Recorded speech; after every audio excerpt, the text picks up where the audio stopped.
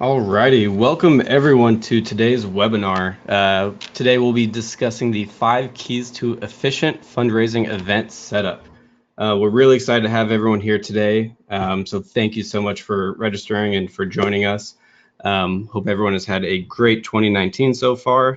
I know many of you have events coming up or events in the spring, so we're hoping that a lot of the stuff we discussed today will be useful and helpful. And I think everyone will leave with something pretty useful today. So thank you again for joining us. Just a few housekeeping items. All attendees will be on mute throughout the entire broadcast.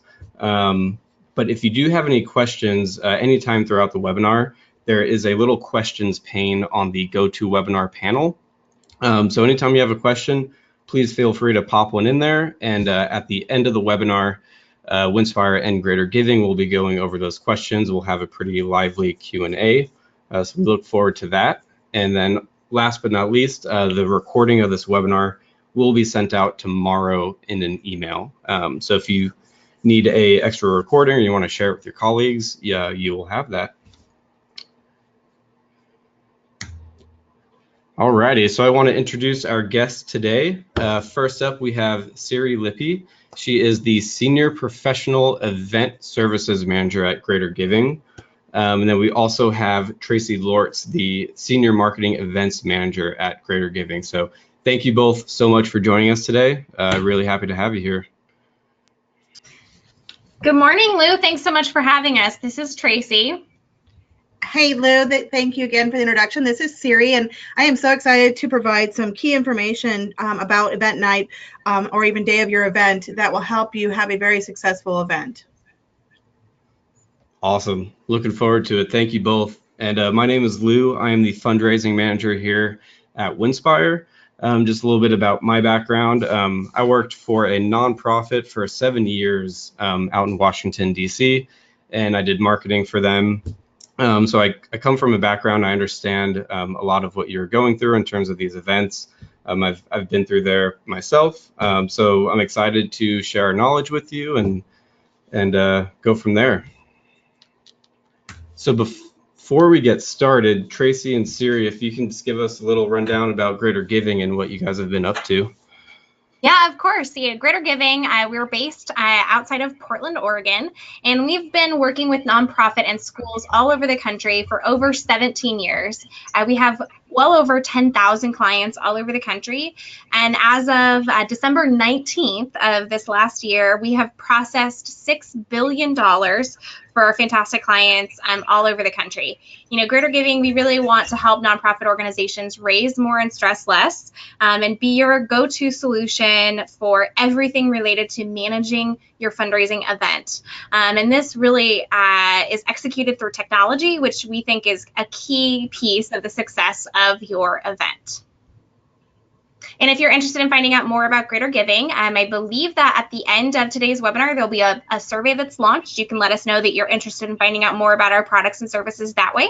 You can visit our website, greatergiving.com, shoot us an email, sales@greatergiving.com, or give us a call at 1-800-276-5992.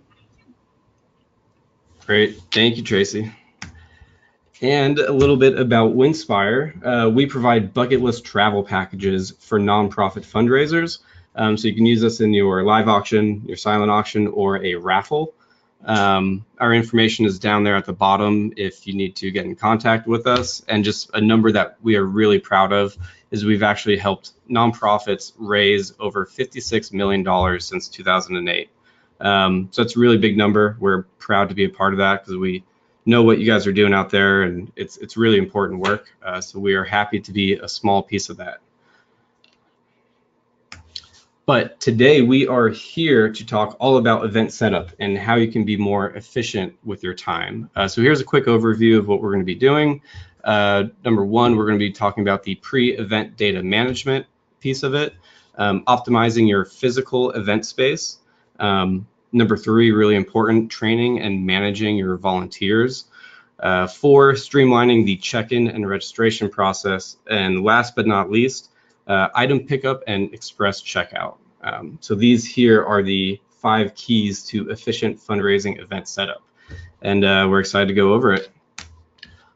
But before we get started, we're going to go ahead and launch a poll just to see where everyone is. I'm going to go ahead and launch this poll through GoToWebinar, and you should be able to select a choice. And the options here, the question is, as an event organizer, what is your biggest pain point during your event? So we have A, registration and check-in, B, volunteer recruitment, training, and management, C, checkout and item pickup, D, collecting guest data, contact information, and payment, or E, we don't have one, our event is flawless. So we'll give you guys some time to go ahead and select your choice.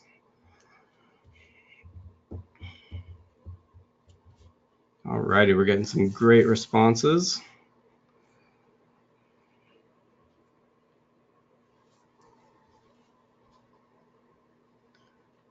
Alrighty, and we will be closing the poll in 3, 2, 1. Alrighty, so I will share the results with everyone. Alrighty, these are great. Tracy and Siri, are you able to see the results to our poll? Yeah, we are. So it looks like 16% for registration and check-in, 25 volunteers, 31 looks like the winner there. Checkout and item pickup. Well, I think we're going to be covering a lot of that, aren't we, Siri? Absolutely. And then collecting guest data, contact information, and payment, 27%. So, you know, I think obviously all of these things are going to be covered in today's webinar. So we should be hitting on a majority of hopefully where your pain points exist on event night. And absolutely. And if you had, you know, more than one of these options, obviously we didn't have that out there, we'll definitely be able to cover that as well. So looking at it, you're not alone. So we want to make sure that you do realize that other organizations have those same pain points that you're experiencing as well. So hopefully by the end of this webinar that you will find some tips and tools that you'll be able to take away and institute back into your event itself. Totally. And I'm glad to see there's one person that said we don't have one, our event is flawless. I'm sure it is, but I'm still hoping that you get something out of today's webinar and can apply it to your next event. Alrighty, so we are actually going to start off with a second poll, which I think is going to be really helpful when we start to go into the 5 keys that we'll be discussing. So the poll here is, what system are you currently using to check in guests at your event? So we have A, event software, B, digital guest list, which could be an Excel spreadsheet or a Google sheet, etc. C, paper guest list, D, we don't have a system in place, or E, other. So I'm going to go ahead and launch that poll, and if you can go ahead and select one choice.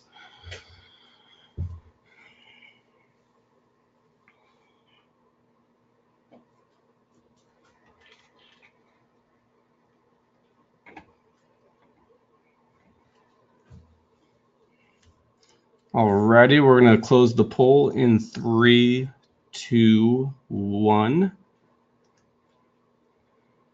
Alrighty.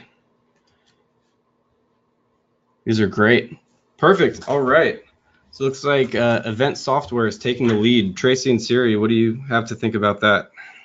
You know, this is really interesting to see that with technology as advanced, that we still have quite a few organizations that are still using either Excel spreadsheets and Google Docs or even just a paper guest list. So hopefully, you know, by the end of this too, you can get some resources to find out that the advancements of some technology and how it can help out, especially with going back to that first poll question when we talked about collecting contact information, and the importance of having event software. So hopefully by the end of this webinar, folks can take a look at how Greater Giving can provide technology at your event to provide some ease of use for your event itself. Totally. I agree. And for those that did say we don't have a system in place, I think today's webinar is going to be really useful because we'll be discussing a few things, and I think you'll realize how important it is to have that system in place, and hopefully we'll give you some ideas of how you can do that. So really excited.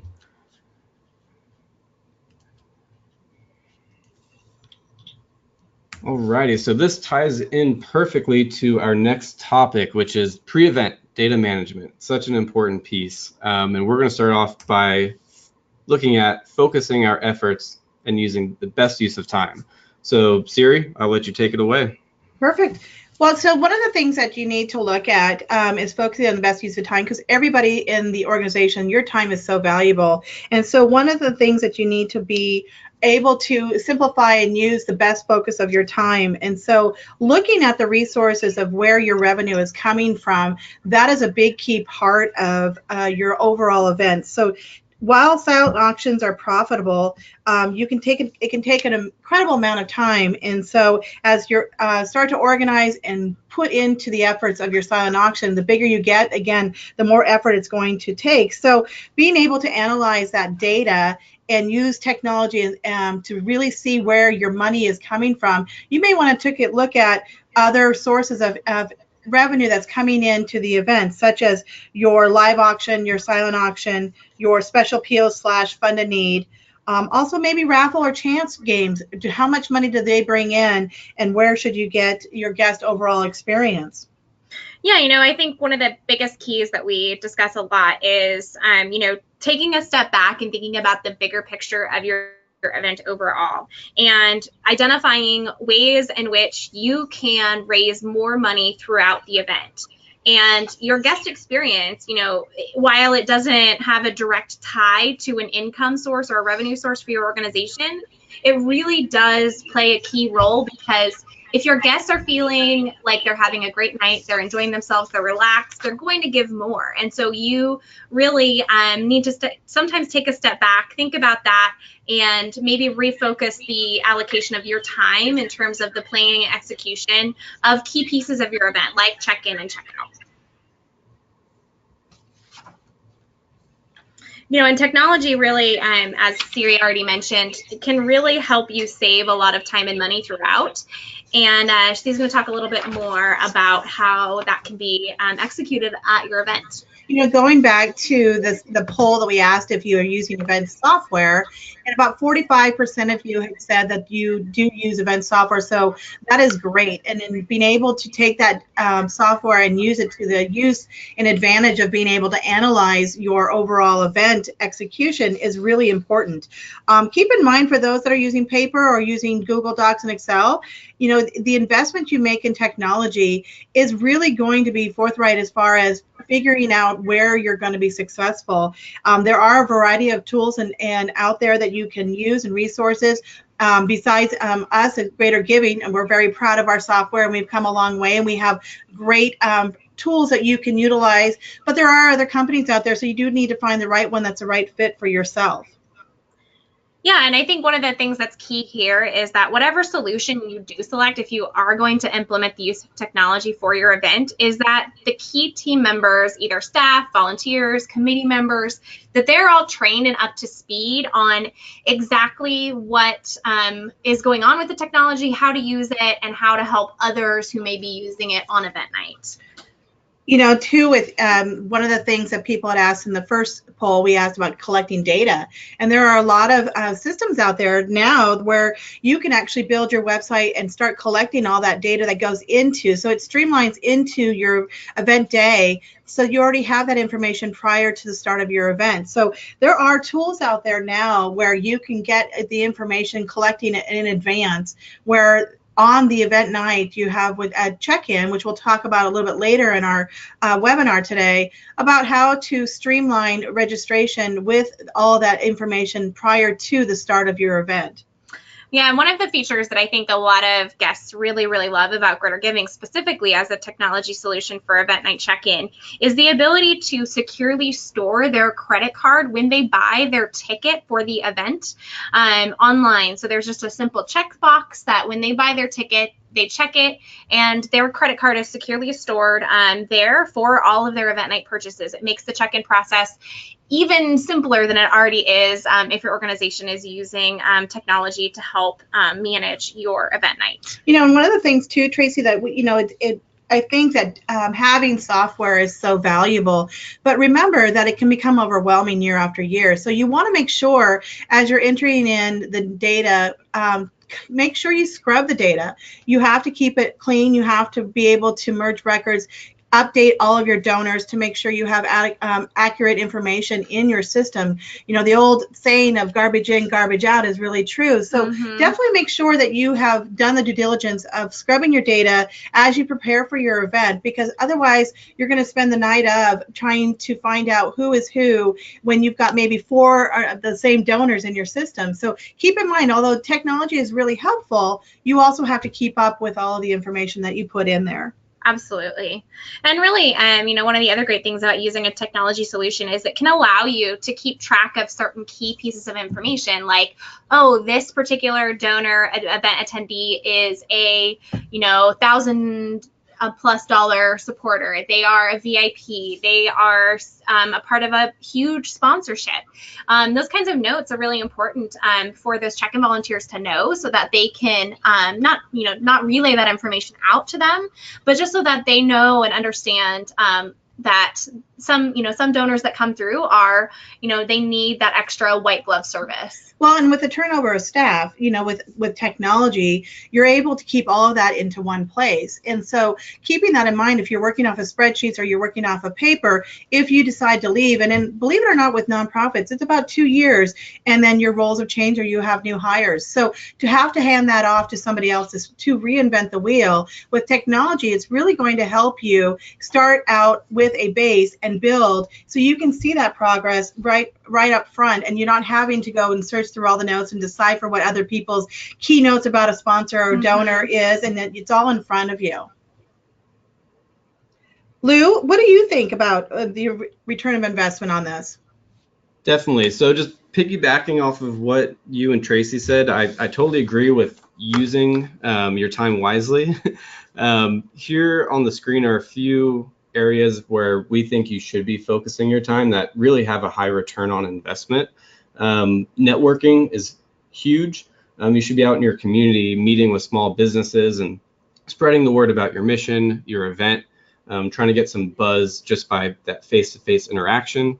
Sponsorships, we all know how important sponsorships are. That's a great way to help underwrite a lot of the event costs. And if you have more time, you can get out there, find more sponsors, and that's money saved at the end of the day. Event promotion, which is huge. We're talking email marketing, social media. You want to make sure you have social media campaigns. You have personalized emails going out. You don't want to just send out a blast to everyone. What you do is important in your mission and the event. So it's important that you're personalizing those emails, helping spread the word. And then also, last but not least, the procurement for the live auction. This is usually the biggest moneymaker of the event. And I know the first 3 to 4 items do come pretty quickly, but after that, it takes some time to find quality items that people are willing to bid on. So you definitely want to save some time for the live auction procurement and make sure you have something up there that people are willing to and excited to bid on. Alrighty, so we talked about optimizing your time. Now we're going to talk a little bit more about optimizing the physical space of your event.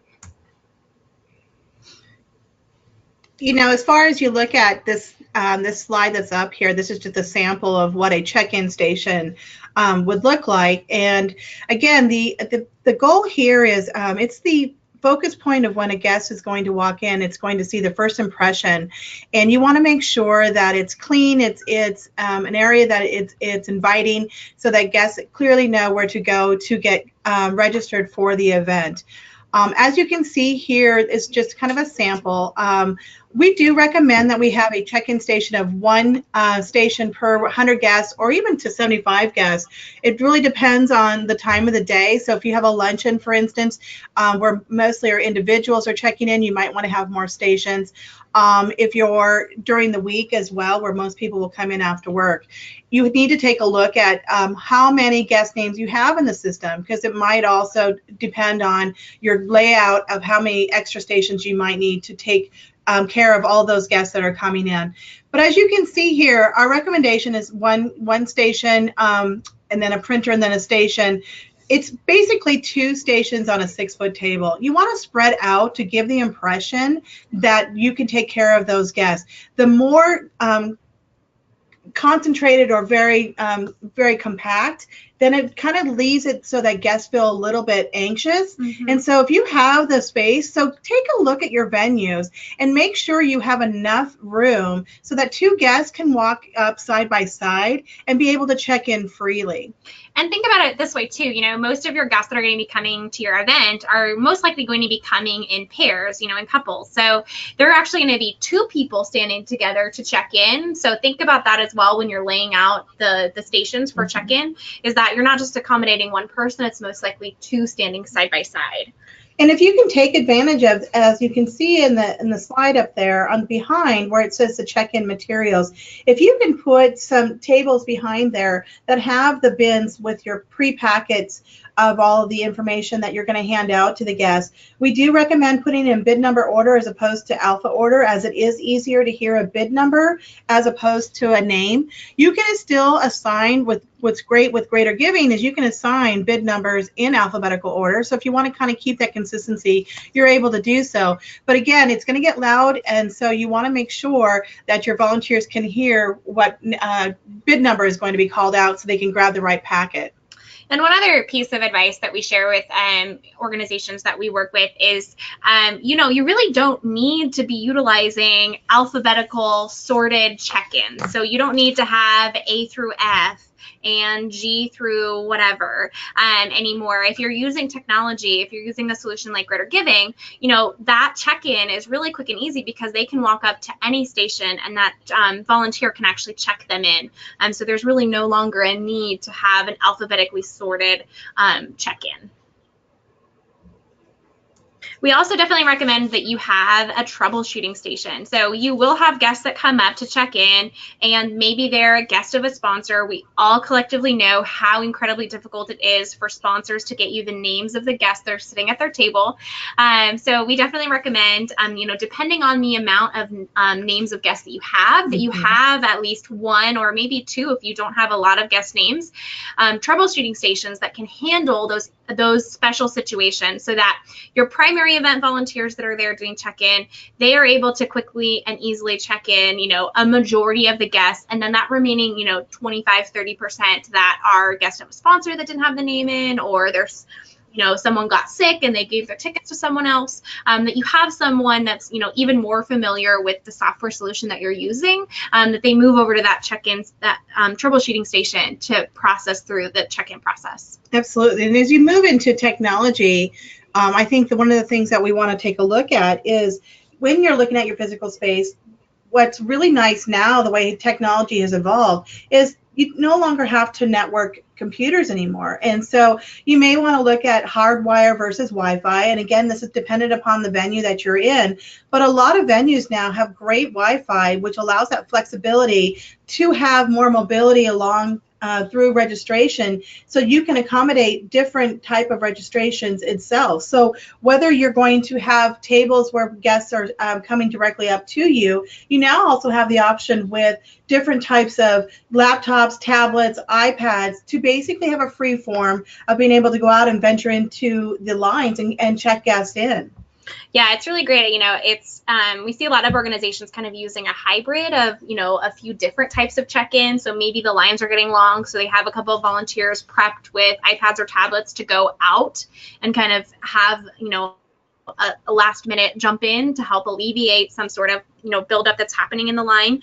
And really, it's really up to you. You know, you are open and flexible to be able to do whatever's going to work best for your guests, for your volunteers, and also for your event space. I think it's great too. You know, it's more personal, that allows for you to walk up to someone and be able to check them in with ease. And I've been to many, many events, and I'm seeing this trend really start to take on, where it's very personal, and a lot of the feedback that comes back from guests is, that's it. It was so easy to get checked in. And so they're able to get into the event much quicker and not through the hassle of having to stand in line for so long. Absolutely. And one of the things with technology, one last thing we want to add to this is that you want to make sure not only are you testing everything to make sure it's going to work effectively on event night, you know, the last thing you'd want is for everything, your internet to stop working, what have you, but also make sure that the technology that you're using, the computer stations, the iPads, that they all look professional as well. You never know, we don't necessarily recommend trusting volunteers to bring in their computers because you never know what they're going to look like, or if they do, have some sort of covering for them available, because, you'd hate to. Or passwords. You have to make sure too that they all have their passwords taken off of. Also, if they have it locked down with they're using a corporate computer. So keep in mind too those. And so we do have options for rented computers and printers and technology that you might need to go out and resource. The other thing too is you want to make sure you go out before your event and check the connectivity. So we do have assessments that you can send to the venue to make sure how the up speed is going to be prior to. So the more apparatuses that you do have at your event, if you're doing a mobile bidding event, it's pretty critical that you go and test the venue to make sure it's adequate for your event itself. Yeah, and the other thing that you want to think about in terms of the actual physical space that your check-in is taking place in is, what other stations are close by. You definitely don't want your guests to be confused. They walk in the door to your event and they aren't sure where to go. They're immediately overwhelmed by all of the available options. So as much as possible, move certain things like coat check or a bar to other areas of your event so that your guests know and it's quick and easy for them to get checked in, because you also don't want your guests to walk in and miss the check-in station. That's correct. The whole idea though is not to have them camp out. So we want to get them in and flowing through. And so you want to make sure that you do move them. As you can see here on this slide, we've added the word stanchions here, and down at the bottom is like a guest queue. So if it's kind of nice to hold back your guests from checking in all and bunching up on the table. So if you have the room to put up stanchions and have a volunteer kind of line them up, and then when a guest is available, they'll be able to hold their hand up and let them know that they're available to take care of them. You'll find that actually moves a lot faster. As Tracy mentioned, you want to make sure you move your food stations and your bar, and you're not having too much loud music close to registration. Again, you want to kind of move your guest, as we call it, herding cattle, to the next part of your program, and not just staying in the registration area. And then lastly, think about the environment that your check-in is taking place in. I mean, you can see in this image, this is, I think it looks a little bit like a golf tournament, but, if you're using a software solution to help you manage the check-in and registration for a golf tournament, it's most likely going to be outdoors. So what all does that entail? So think about the comfort level of your guests and volunteers as they're checking in. What are they seeing? Are you outside? Is the temperature going to be too hot or too cold? Could it be raining?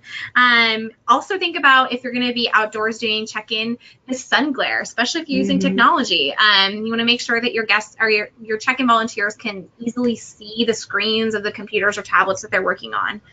Yeah, I think it's very important. So again, depending on where you are in the country and what time of year your event is taking place, those are so critical. And so do you have a backup plan in case it does rain, that you'd be able to accommodate your event, and especially if it is outside? So make sure to keep that in mind. Also, the sound, you never know what's going to take place. Is the venue close to a railroad station? So you want to take that consideration as well. Is it going to be too loud that your guests are not able to enjoy themselves and relax because there's a constant noise on the outside? For sure. Ultimately, as we talked about before, you want your guests to feel relaxed and be enjoying themselves from start to finish. From the moment they walk in the door at your event, you want them to be relaxed and enjoying themselves and having a fantastic time, and really making sure that your environment is set up and conducive to that is very critical.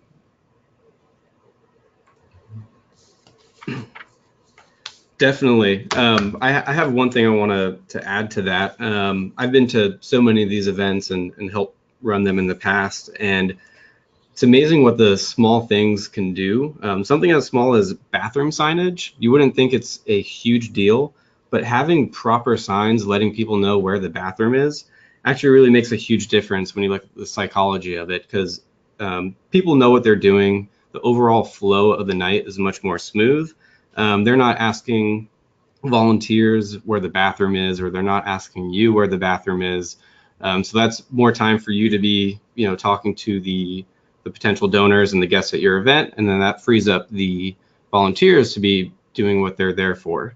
So just keep in mind the flow of the event. You just want to have those little things lined up, so more questions aren't being asked at the end of the day.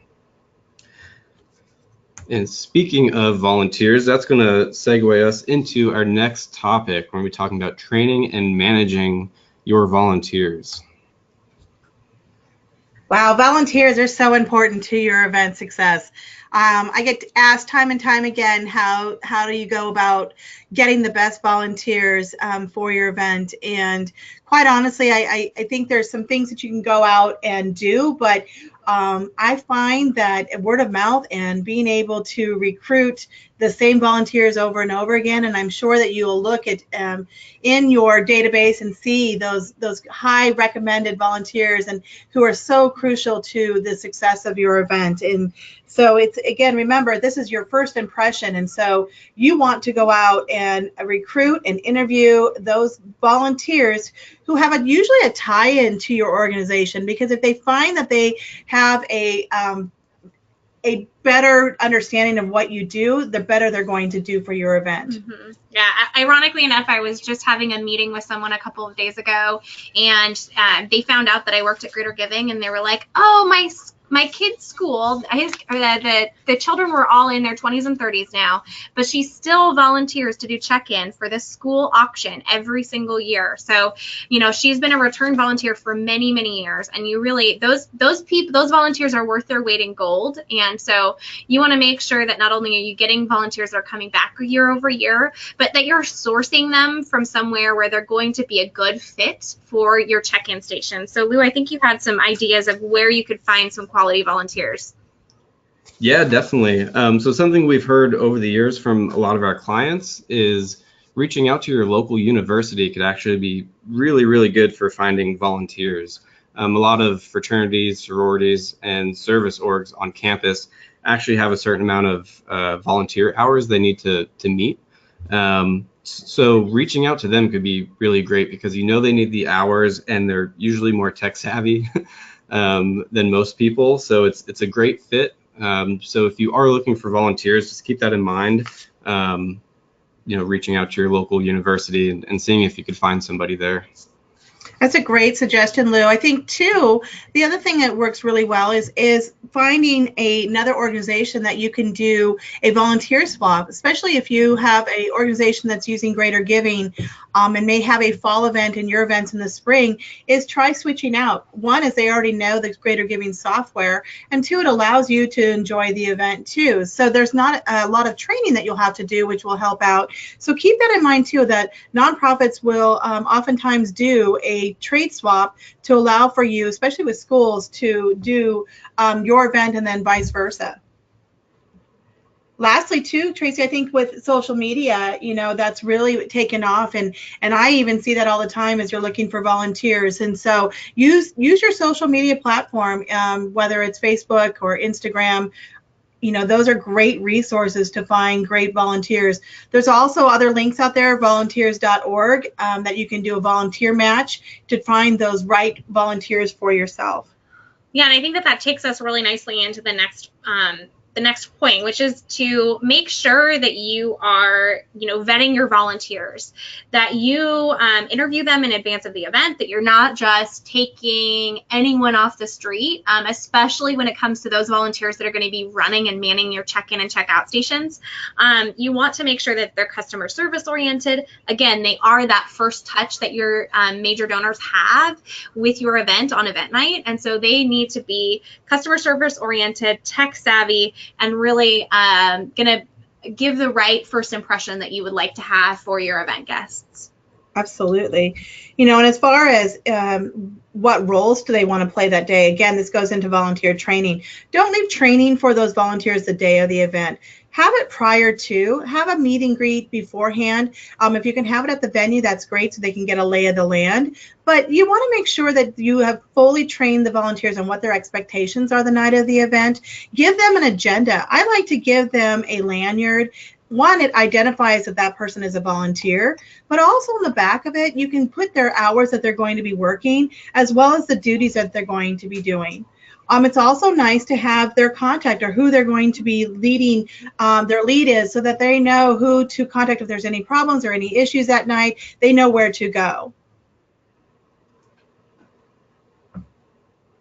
As far as, practicing, if you're going to have them use the software, make sure that they have done the links to these software. They understand how to check somebody in. As Lou had stated, college kids are great for this role because, it allows for them to go in and understand software so much faster than most adults that are out there, and they're not so afraid to get in and jump in and use the technology. So you want to make sure that, again, you want to have them practice and train as much as possible prior to the day of the event. Yeah, and just a few other tips about, day of volunteers. You want to make sure, I think Siri mentioned, making sure that you have a team lead. So you're not the point person for every single question that comes up. You don't want all 40, 50 of your volunteers all coming to you. You have more important things to be taken care of. So make sure you also have a team of, team leads with your volunteers. They could be another staff member. They could be a key volunteer that's been working with your organization for a long period of time. But make sure that each key area that you're using a lot of volunteers has a team lead. And one other tip that we like to share is making sure that your check-in volunteers are skipping the drinks. We know that this event is a celebration. A lot of times volunteers work very closely with your organizations and they want to be able to celebrate as well. But especially when it comes to check-in stations and using technology, you would hate to have somebody spill something on a computer station.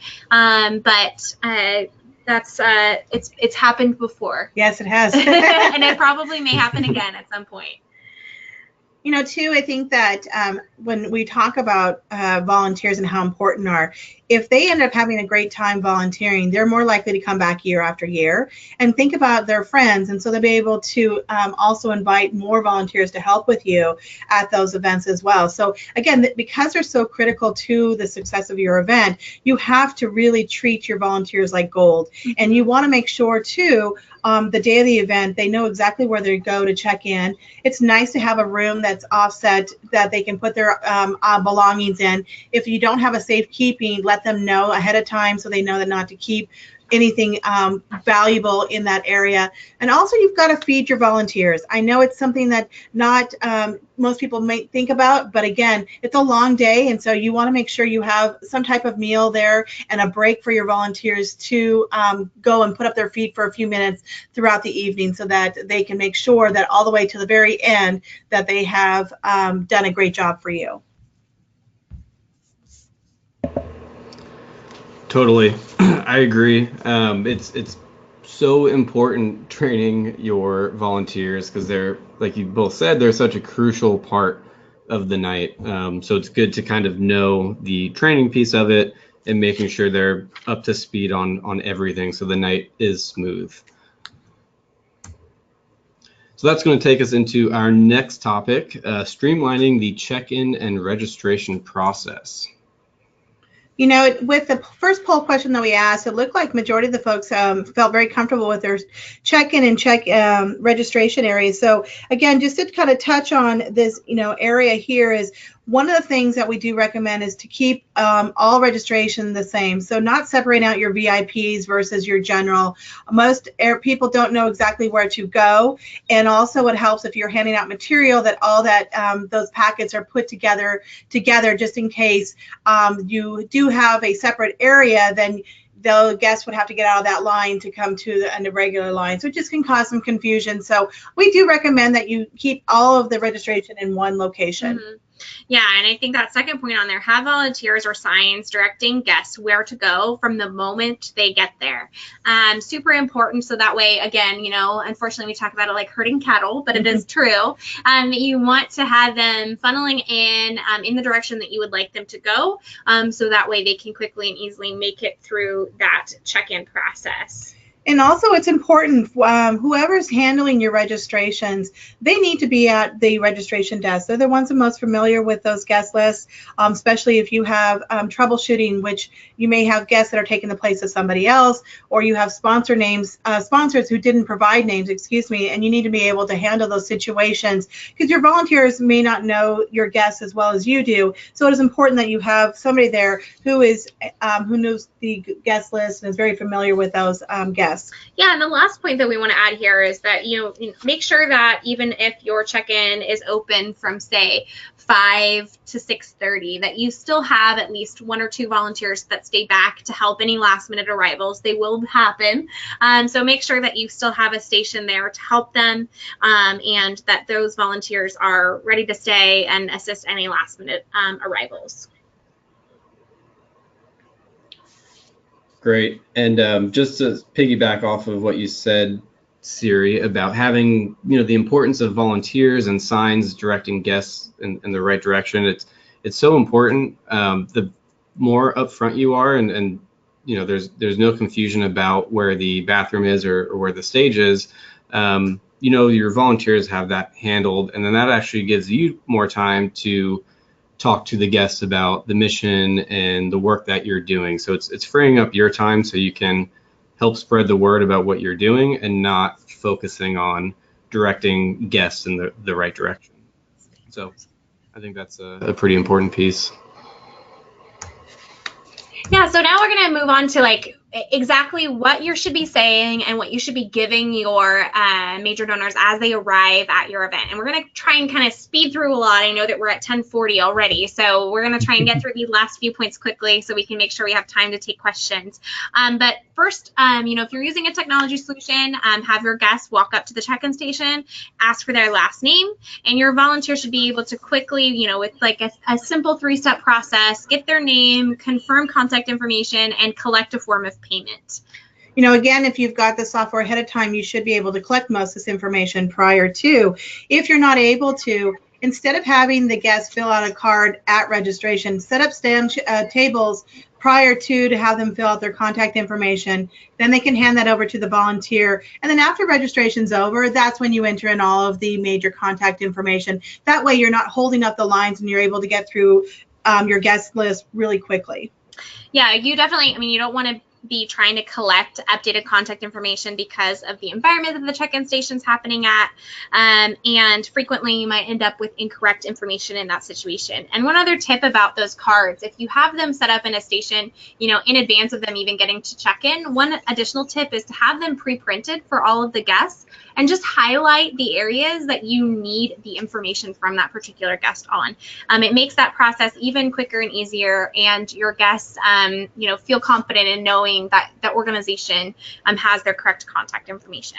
And absolutely. And if you haven't had a chance prior to collect credit card information, this is one way also you want to be able to make sure that when guests come through that they get their credit card on file, so that checkout is going to be much simpler. So make sure that you do ask for the credit card. And there's an easier way of saying it. We used to imply that which credit card would you like to put on file? We've kind of changed that now to say, may I have your credit card to put on file for the auction night? And then that way it kind of implies that you need to have that credit card on file in order to bid that evening.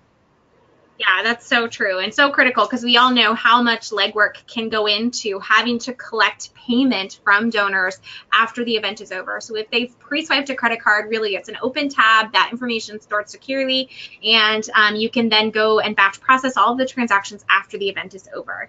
All right, so what are we giving our event guests as they check in? This really varies from organization to organization. It varies across the country, kind of what's the norm, and it's changed a lot over the last few years. So Siri, what are you kind of seeing? You go to so many events all the time.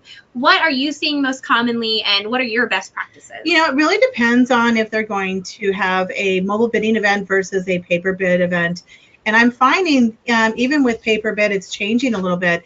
If you have a sit-down dinner and assigned tables, I'm finding that putting the program, the bid cards at the tables already is really a nice thing for the guests, so they don't have to carry it around during the cocktail hour. So you're just giving them a little place card at registration. And what's really nice about that is then you don't have to have those bins behind you.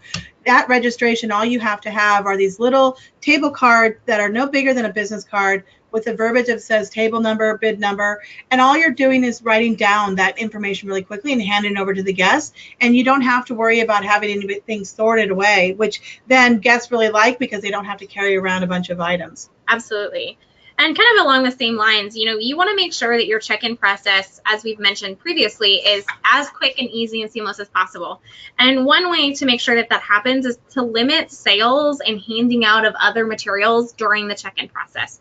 You don't want to be trying to sell raffle tickets, trying to sell drink tickets while someone's checking in.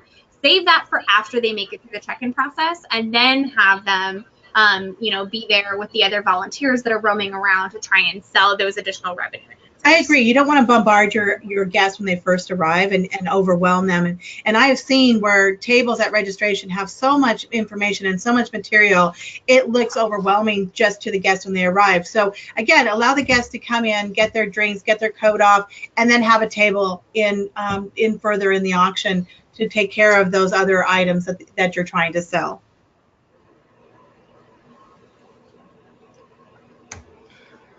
Alrighty, so speaking of what to hand out, I just want to let everyone know that we will be sending out after this webinar a free link, a Dropbox link to one of our most popular resources that we have. It's a live auction bid card template, which is really handy. One of my colleagues spent a lot of time putting this together, and it looks great. We've gotten a ton of good feedback on it. But it's really cool. You can customize it. You can customize the numbers. You can put your own auction items on the back of it. And a lot of nonprofits have found it really helpful. So we will send the Dropbox link in our follow-up email. So you'll have this to use. Alrighty, the check-in station. So this is during your event. We're going to talk about closing the silent auction to start it off. You know, closing the silent auction, whether you're using bid sheets or mobile bidding, are so critical, and your guests have that anxious to see if they won. I think it's very important that when you have your silent auction, that you do put speakers in your silent auction area and you make those announcements, because most people don't look at signage and see what time they hear the voices and such. So make sure you have what we call the voice of God there to allow for those announcements to take place in your silent auction. It's really important. Yeah, you want to make sure, again, your guests are feeling comfortable and relaxed and enjoying themselves, which means that they want to know what's coming next at every point throughout the evening. So that's where those announcements come into play. You know, you want to have a really high quality sound system so that your MC or your auctioneer are able to announce, okay, the silent auction will be closing in 15 minutes. Place your final bids, and then we'll be moving on into dinner. So place your final bids and then grab a drink and come take a seat for dinner. I think too, Tracy, you know, going into, I think one of the questions I get asked a lot of times from clients is, how long should I keep my silent auction open? And I think that you have to really understand your guests and also the flow of your program. When you look at the history of how much the silent auction is making, how much revenue comes from your silent auction, keeping it open longer doesn't necessarily mean you're going to make more money. And so you have to remember that most people bid those last 10 to 15 minutes of the silent auction. So whether you close it at 7:30, close it at 8:30, close it at 11, it just puts more pressure on your checkout. And so I saw on the poll that most people had questions how to clean up item pickup and checkout and make it more streamlined. This is one of the reasons why, is you keep out your silent auction and extend it out, it's going to put more pressure on your item pickup, because if you're using paper bid sheets, remember, you have to put all that information into the software.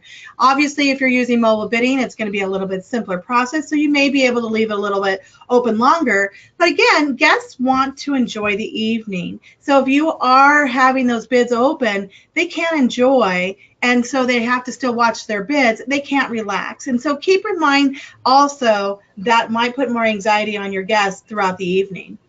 Absolutely. And so, all right, so we've got an announcement. The silent auction's closed. What are those volunteers doing that are kind of cleaning out and closing up the silent auction? And then what about the registration tables? How are they transitioning and what's happening there? Sure. So keep in mind that you want to, especially if you have computers and technology, keep your registration and your checkout in the same area if at all possible. It makes it easier to identify where item pickup and checkout is going to be. But also it allows for your guests to know that when they're ready to come check out, they can go to one stop and pick up everything, or the item pickups can be right close by to checkout because it makes it easier for our items to be picked up at. At the close of the silent auction, too, one of the things that we want to make sure that guests don't continue to bid. If you're using bid sheets, make sure you have volunteers close to those tables to grab those silent auction bid sheets. If you can either tear off the triplicate sheet, or you can circle the winner, or you can flip those over and grab the pens, definitely make sure you have volunteers ready to grab those silent auction sheets and get them over to data entry so you can get them in as quickly as possible. All right, so speaking of data entry, a critical table, a critical time, an important place for those volunteers that have done check-in for them to then transition to managing the data entry, especially if you're using a software solution. So you want to make sure that your data entry volunteers are using 10-key keyboards whenever possible. That means that they have that full-on keyboard that has the square of numbers.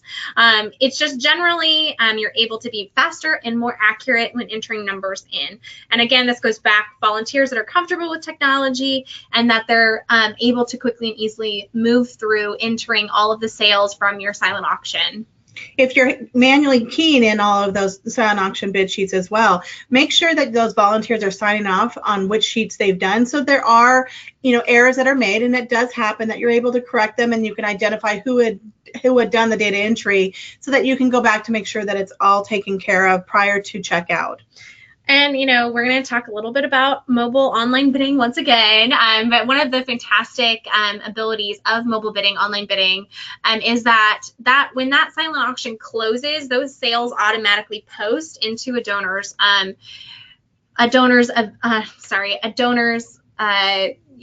checkout tab for the night. Uh-huh. So if you're using that, it's quick and easy. There's no handwriting to decipher. There's no errors that could be made because the sales automatically post to that donor's That has account. made it so much nicer, Tracy. I will say that is one of the things I do love about online bidding, is that it allows for guests to quickly close out their auction items, and there's nothing that you have to data entry. So in 5 minutes, you can open up checkout, which makes it much easier. And you're not having to try to decipher if that's a 3 or if that's an 8 on the bid sheet.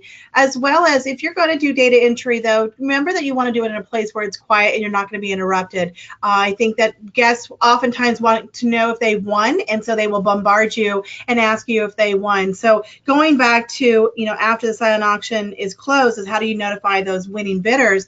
And there's numerous ways of doing so. So if you're doing mobile bidding, which is really nice, you can send out a text message to let the winners know that they won an item and that when the checkout is going to open. If you're doing silent auction on bid sheets, definitely you can make sure that you notify them multiple different ways. One is use the triplicate or duplicate bid sheets. It's called NCR paper.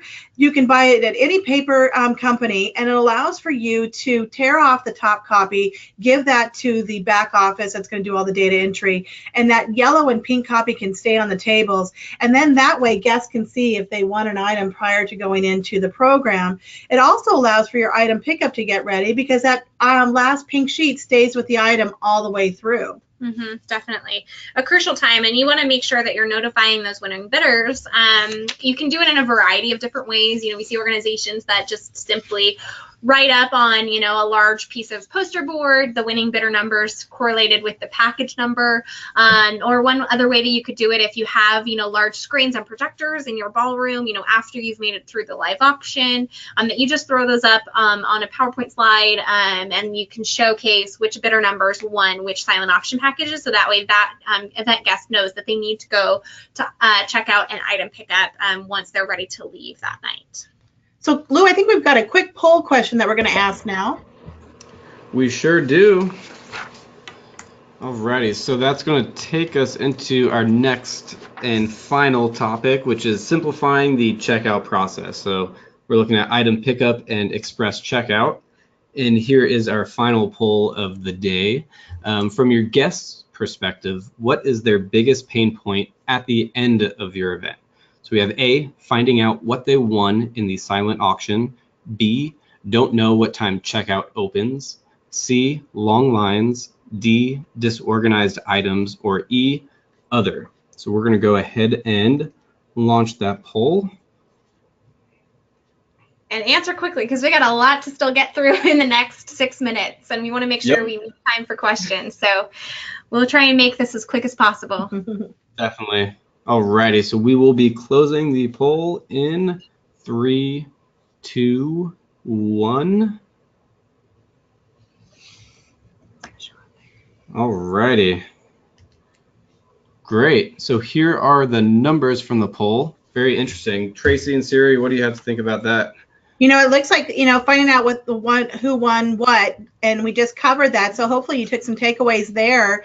Long lines, yes, absolutely. And we can talk about that as well and hopefully help with those long lines to make sure that your guests feel very quickly through checkout and then item pickup as well. So kind of looking through, if we'll go through the next slide there, Lou.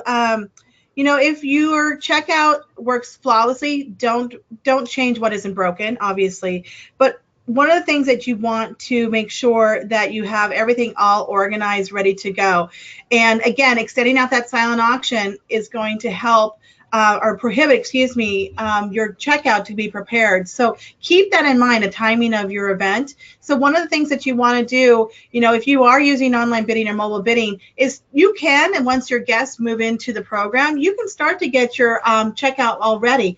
We suggest that you keep all of your packages in package number order, so that it's easy to be identified. So again, grab all your volunteers and have them start executing and getting all of those items in sequential order, boxing them all up if they're tangible items. All your certificates should be notably identified in package number order as well. One of the key takeaways with your silent auction packages, that if you have multiple items, be very clear about how many items go in that one package. Yeah, you want to make sure, you know, obviously that checkout time period is the final impression that your guests have of your event. And so, you know, that's a really key thing that you want them to be looking forward to coming back again next year. And so one of our biggest takeaways about checkout specifically that we want to share is if you have a large silent auction, make sure that your checkout and then item pickup are in separate areas. I think that frequently is where you see a lot of backups happening at events, is that somebody has to wait because somebody needs to go get their item, they're double checking all of their purchases, and it just tends to create a little bit of a blockage there. So having those in two separate areas is a key way to help alleviate some of those pain points.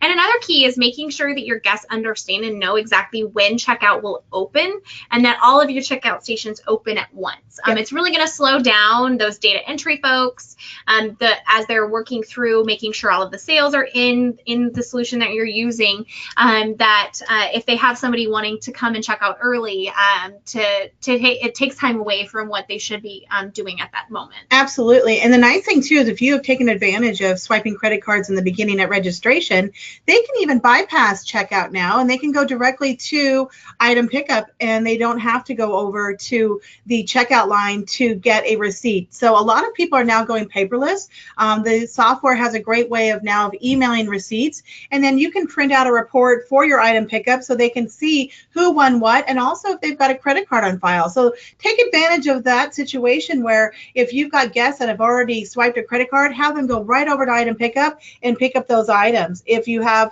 again, a couple stations, keep it open for troubleshooting. That's also very key, so that it allows for those guests that are straightforward to be able to get a receipt if you're still handing those out and move over to item pickup. But again, you'll want to have a troubleshooting station to handle those situations where you're split paying out an item, or if you have multiple people buying on one item, or in the change of payment, they also can handle that for you. Yeah, and I think, you know, our next point is, you know, what are you going to give and what are you saying to those event guests that are coming to your checkout station? You want to make sure that you provide them with some contact information in some form. So obviously confirming all of their purchases, letting them know what form of payment is currently on file, asking if they would like to change it out, but providing them contact information for a key person within the organization that's going to be their point of contact. If they have any questions after the event is over, really, again, allows guests to feel well taken care of and relaxed and enjoy themselves. And usually, obviously, those people working your checkout stations aren't your staff members. So it's likely that your event guests haven't actually met or talked to the person who would be the correct contact.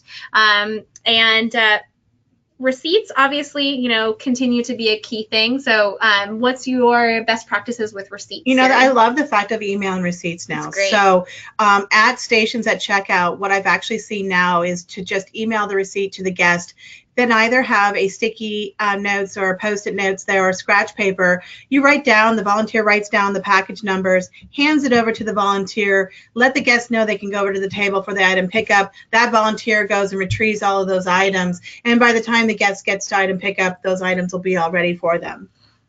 Yeah, and then let's talk a little bit about item pickup. We've now moved our guests. They know which items they're picking up. That number goes to the volunteers, and they run, grab their items, and then that guest is able to quickly and easily walk out the door with the items that they won in the silent or live auction. So what are your best practices about item pickup? How are you setting that all up? I think the thing that we just talked about is putting silent auction packages in package number order. If you do have enough time, and again, depending on how the flow of your event goes, you can also put them in bid number order. There's great reports out of the software that allows for you to do this really easily and quickly and to identify. But first of all, you want to gather all of those packages and make sure that all of those items are grouped together that are contained. So for instance, if you have a silent auction package that contains both a physical item and a gift certificate, clearly state on the envelope that this contains a physical item so that the volunteer knows. Again, they're not familiar with all of those items, and so you want to make sure the person who is most familiar with those package items is in the area where item pickup is. So if any questions come about, they can answer those questions. And I think one key thing to hit on there as well to add is that it's clearly listed out on that envelope exactly what is included in that package. Frequently we see a lot of organizations that put out additional items on especially silent auction tables to kind of hype up a certain package. So if there was, say, a sports jersey that was laid out with a silent auction package that had tickets to a sporting event, and that sports jersey was not a part of that item, make sure that those things are clearly listed out of what's included in the item so that the volunteer doesn't accidentally give away your volunteer's sports jersey. Yeah, that's important. We've seen it happen many times. Absolutely. And if you don't move your silent auction, you keep them on the tables where they are, make sure your volunteers are retrieving the items as opposed to your guests just going and grabbing them to make sure that they grab the right package. I think I've seen that over time and time again. And clearly label all of your package items with the package numbers so that, again, if you have two like items, they know which one is clearly goes with which winner.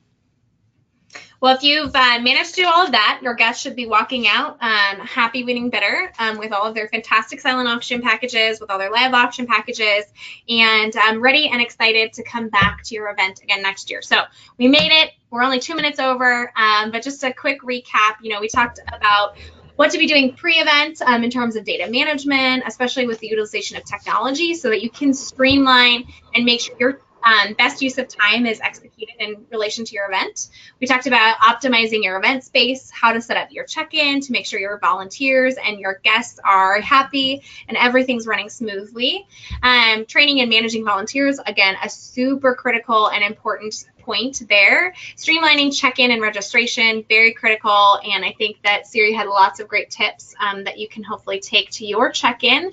And then finally, we quickly breeze through item pickout and express checkout, but that's exactly what your event guests should be able to do, right? Absolutely. I equate it to, when you go on this fabulous trip, the last impression of your trip, you don't want it to be the baggage area where you're waiting for your baggage to come. It should be the same thing for your event where you're not waiting for your items to be picked up. So you want to make sure that that last impression of your guests leaves that evening is that they were able to quickly check out and then come back next year to support your event. Perfect. Well, hopefully we have some people waiting to ask us some questions because we'd love to answer some, Lou. Yeah, definitely. We got some great questions, but real quick before we dive into that, I just want to say thank you both, Tracy and Siri for joining us today and for sharing your knowledge with all these great nonprofits that registered today. Absolutely. We're so happy to, partner on this webinar and share some important information with nonprofits all over the country. Again, if you're interested in finding out more about Greater Giving, you can take a look at our website, give us a call, or send us an email.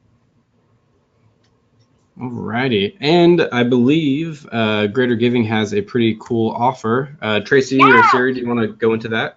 Yeah, definitely. So for one lucky person on the webinar still, those of you who are still with us, Lou, do you want to pick a winner? We're going to give away a copy of our 26 Proven Revenue Enhancers book, which has all kinds of different ways to raise more at your next event. So who's our lucky winner, Lou? All right, so our lucky winner is Cindy V. Cindy, we will go ahead and reach out to you. I believe Tracy and Siri will reach out to you after the webinar. Yeah, we'll do. You are our random lucky winner. Yeah, congratulations, Cindy. So, and if those of you on the call would like to download a free copy, you can just visit greatergiving.com/auction-games and download it for yourself. Awesome. And real quick, I just want to let everyone know Winspire just released their catalog of luxury properties. These are lower priced hotel only packages specifically designed for silent auctions and raffles. They're a huge hit at silent auctions and raffles, and they've done really well and have helped a lot of nonprofits raise extra revenue at their events. So the link is below if you want to check that out. Alrighty. Let's get to the questions. We got some great ones here. And we are going to start off with Susie. So Susie had a great question, Tracy and Siri. How do you discourage guests from crossing out their bids? This happens a lot, and then the next bidder is the winner, and they had no idea. Is there any good way to discourage that from happening? Well, have volunteers stage at each of the tables or take a couple tables to monitor those bids. Very clearly in your bylaws of your catalog or your program, you can let them know that any bids written down on the bid sheets are actually valid, and so only an administrator can remove a bid. Obviously, not everybody knows that, but again, you have to remember that you don't want to upset a donor. But I think that if you can have bid assistants there to help out and answer questions, to kind of walk up maybe to that donor and ask them about those certain packages to see if there's any questions they may be able to answer. But again, you want to make sure that you don't upset any donors. Definitely. And I think putting that information in your catalog, but then also having, just a simple poster board on a stand as guests come into the silent auction area, so that those who aren't maybe as familiar with how a silent auction works, the rules and regulations are clearly laid out for them as they walk into the silent auction area. Totally. Communication is key. All righty. So we got another great question. Where do you suggest placing your administrators to greet guests and not to impede their bidding and enjoyment of the event? So where's the best place to put those volunteers and the administrators?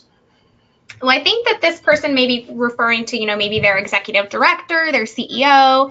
And I think that the best place for those particular people to be at your event during event night when the cocktail hour is going on is in that silent auction area, is over where your bars are, where they can easily greet guests, and they've already made it through the check-in process at that point, so that you're not creating backups in that check-in and registration area. Great. Thank you, Tracy. All right, Emily had a great question. Emily said, what are your tips for recruiting volunteers who have connections in the community to garner high-level auction items? Well, I think, having high level items is very important to any auction, especially when you're talking about procuring for live auction packages. And I think recruiting the right people for that just goes back to, you know, those people that are on your staff, but then also your board, which I think can be an underutilized resource for your fundraising event. You know, making sure that your board is involved in your auction procurement is really important. And they can really provide you with resources, because usually their network is quite large in your community, and they may know of someone who has a vacation home that can be donated. So think about your board and maybe use them more as a resource to help you procure some high-level items. You know, the other thing I was going to do is also have out on a flyer your mission statement and just some visibility about what your organization's about, so that as you go out and recruit and go and find these volunteers with the items that you're wanting to go out and procure, they will understand a little bit more about your organization as well. Definitely. Definitely. I agree. And especially when we're looking at volunteers, I think just communication is so important. Maybe some volunteers don't realize that they need to tap into their network, right? They might know someone that is willing to donate, you know, a great auction item for your event, but maybe the volunteer doesn't know that they should be looking for that. So it's just great to let them know if they do have any connections. You know, please reach out into their network to see if they could find anything good. And looks like we're running just a little over, so we're going to take our last question. The question is, do you suggest giving volunteers bid numbers so they can bid before or after their shifts? You know, I think it pertains to the organization and what your rules are, what your stance is. I find that, you know, that allowing your volunteers to make bids, I think, is important. You know, they can, one, start off on the bidding, which will help get your bids going. But also, sometimes it's nice to include them to make them feel important as part of the event itself. You can eliminate or even limit the other items that they can partake in. So maybe they're not able to participate in the raffle or such. So you can find out different games that maybe they can't participate in. But yeah, I do suggest having volunteers get a bid number. And where do you think that those bid numbers should be handed out, and how do you go about assigning those, Siri? So I usually assign them a separate bid number, so I know that they're in the range of a different from your regular guest. And I actually have them do it at check-in when they go to check-in for the evening shift. So again, if you've got a separate check-in area with that volunteer, they have a stack of bid numbers that they can assign to the volunteer, and that way they're not disrupting your regular registration. Again, you can also create a form on your registration pages for your volunteers, so as they sign up, they'll be able to flow into your software and they can get assigned bid numbers at that time as well. Great. Thank you, Tracy and Siri.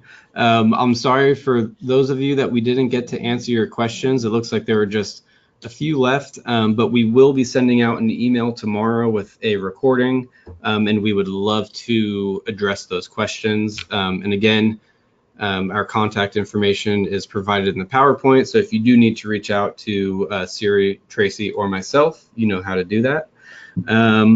But yeah, with that, I think we're going to wrap it up. Thank you so much again, Siri and Tracy. You guys are amazing, and Winspire is so lucky to partner with Greater Giving, and we love doing these webinars. Absolutely. Thank you so much for having us, Lou. It's been fantastic, and we hope that everyone out there on the call really is walking away feeling more prepared to execute a flawless check-in and check-out at your next event. Yes, thank you, Lou, and thank you, Tracy. Also, it was great to put on this webinar with the two of you as well. Definitely, and thank you to the nonprofits out there that joined us.